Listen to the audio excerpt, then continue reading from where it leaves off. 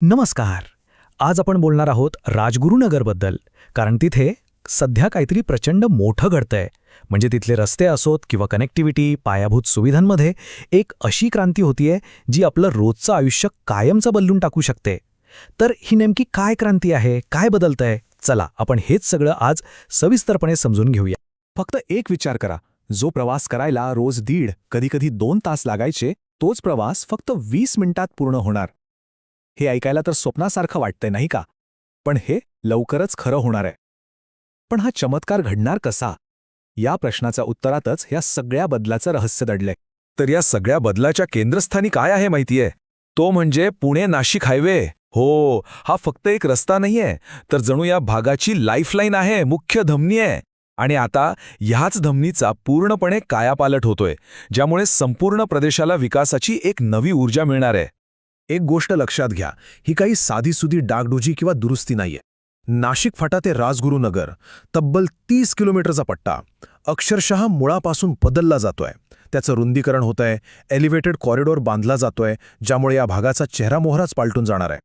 आणि आता जरा या प्रोजेक्टच्या बजेटवर नजर टाकूया. आकडा ऐकून थक्क व्हाल. 7,800 कोटी रुपये. हो, 7,800 कोटी. एवढी मोठी रक्कम. यावरूनच आपल्याला कल्पना येते की हा प्रोजेक्ट किती महत्त्वाचा आहे आणि त्याचे परिणाम किती दूरगामी असणार आहेत. आणि इतका प्रचंड खर्च का केला जातोय, याचं उत्तर आपल्याला इथे मिळतं. याचा थेट फायदा आपल्यासारख्या सामान्य माणसाला कसा होणार आहे ते बघा. जिथे पूर्वी 1.5 कधीकधी 2 तास लागायचे, तिथे आता फक्त 20 मिनिटात प्रवास पूर्ण होणार आहे. विचार करा, रोजच्या आयुष्यात किती मोठा फरक पडेल. अच्छा, मग हे एवढं मोठं काम कोण करतंय? तर हे काम प्रत्यक्षात आणतंय भारतीय राष्ट्रीय महामार्ग प्राधिकरण म्हणजेच NHAI. आणि सध्या त्यांचं भूसंपादनाचं काम खूप वेगाने सुरू आहे. इतकंच नाही तर राज्य सरकारनेही आपला खारीचा वाटा उचललाय. त्यांनी स्थानिक वाहतुकीसाठी जे सर्व्हिस रोड लागतात त्यासाठी 200 कोटी रुपये मंजूर केले आहेत. म्हणजे बघा, मुख्य हायवे तर बनतोय, पण सोबतच स्थानिक सुविधांचाही विचार केला जातो. ठीक आहे, मोठ्या हायवेबद्दल तर आपण बोललो, पण फक्त हायवे बनवून भागत नाही, बरोबर? जसं आपल्या शरीरात मोठ्या रक्तवाहिनीला लहान लहान वाहिन्या जोडलेल्या असतात, तसंच या महामार्गाला जोडणारे जे स्थानिक रस्ते आहेत तेही तितकेच महत्त्वाचे आहेत.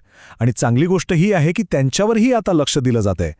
आणि हे लक्ष कसं दिलं जातंय तर या आकड्यावरून बघा. खास करून खेड तालुक्यातल्या अंतर्गत रस्त्यांसाठी तब्बल 156 कोटी रुपये मंजूर झाले आहेत.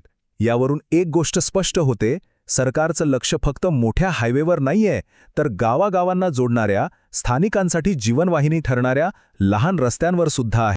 ही योजना राबवतीये PMRDA म्हणजेच पुणे महानगर प्रदेश विकास प्राधिकरण. आणि त्यांनी काय ठरवले बघा, 7 PMRDAचे रस्ते आणि 5 महत्त्वाचे जिल्हा रस्ते रुंद केले जाणार आहेत. रस्त्यावरची अतिक्रमणं हटवली जाणार आहेत. आणि सगळ्यात महत्त्वाचं म्हणजे हे सगळं काम पुढच्या फक्त 1 वर्षात पूर्ण करण्याचं टार्गेट आहे. आता हा बदल जमिनीवर कसा दिसेल ही जरा बघा. जे रस्ते आधी साधारण 4.5 मीटर रुंद होते, म्हणजे अगदीच अरुंद, ते आता 5.5 ते 10 मीटरपर्यंत रुंद होणार आहेत. म्हणजे जवळजवळ दुप्पट किंवा तिप्पट. यामुळे रोजचा प्रवास तर सोपा होईलच, पण त्याहीपेक्षा जास्त तो सुरक्षित होईल. आता एक प्रश्न मनात येतो की हे सगळं इतक्या झपाट्याने कसं काय होतंय? या सगळ्या कामाला इतका वेग कसा आला? तर यामागे आहे सरकारचा ग्रीन सिग्नल आणि एक पक्की योजना. हो, हा जो वेग दिसतोय ना, तो काही योगायोग नाहीये. यामागे सरकारचे जोरदार प्रयत्न आहेत.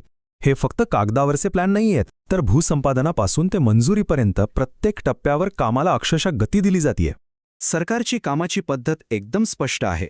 एकीकडे जमिनी ताब्यात घेण्याचं काम फास्ट ट्रॅकवर सुरू आहे. आणि गंमत म्हणजे हा विकास फक्त एका हायवेपुरता नाहीये. याच्यासोबतच पुण्याच्या भोवती जे रिंग रोड बनत आहेत त्यांचंही काम वेगाने सुरू आहे. त्यामुळे खेड तालुक्याची कनेक्टिव्हिटी अजूनच वाढणार आहे. आणि या सगळ्या विकासाला स्थानिक पातळीवरही चांगला सपोर्ट मिळतोय. राजगुरुनगर नगर परिषदेने कोणताही कर न वाढवता एक स्थिर बजेट दिलंय, जे या विकासाला एक मजबूत आधार देत आहे. चला तर मग, आत्तापर्यंत आपण जे काही पाहिलं त्याचा नेमका अर्थ काय? या सगळ्या प्रकल्पांमुळे राजगुरुनगर आणि तिथल्या लोकांच्या आयुष्यावर नक्की काय परिणाम होणार आहे हे आता थोडक्यात समजून घेऊया. या सगळ्या चर्चेचा सार काढला तर 3 मुख्य गोष्टी आपल्यासमोर येतात. पहिली, या भागाची कनेक्टिव्हिटी प्रचंड वाढणार आहे. दुसरी, गावागावातले रस्ते सुधारल्यामुळे स्थानिक लोकांचं आयुष्य खूप सोपं होणार आहे.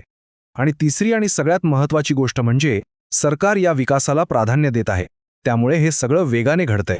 थोडक्यात काय तर हे सगळे प्रकल्प मिळून एक मोठा बदल घडवत आहेत. याचा फायदा फक्त प्रवास करणाऱ्यांना नाही तर इथल्या व्यवसायांना, मालवाहतुकीला म्हणजे प्रत्येकालाच होणार आहे. प्रवास सोपा आणि वेगवान होणार आहे. हा एक खऱ्या अर्थाने सर्वांगीण विकास आहे. हे तर स्पष्टच आहे की या सगळ्यामुळे राजगुरुनगरच्या विकासाचा महामार्ग आता मोकळा झाला आहे. पण आता खरा प्रश्न हा आहे की या मोकळ्या झालेल्या रस्त्यावरून राजगुरुनगर भविष्यात कोणती झेप घेणार आहे? या सुधारलेल्या पायाभूत सुविधांमुळे इथल्या लोकांच्या आणि व्यवसायांच्या नशिबात आणखी कोणत्या संधी लिहिल्या आहेत याचा विचार करायला हवा.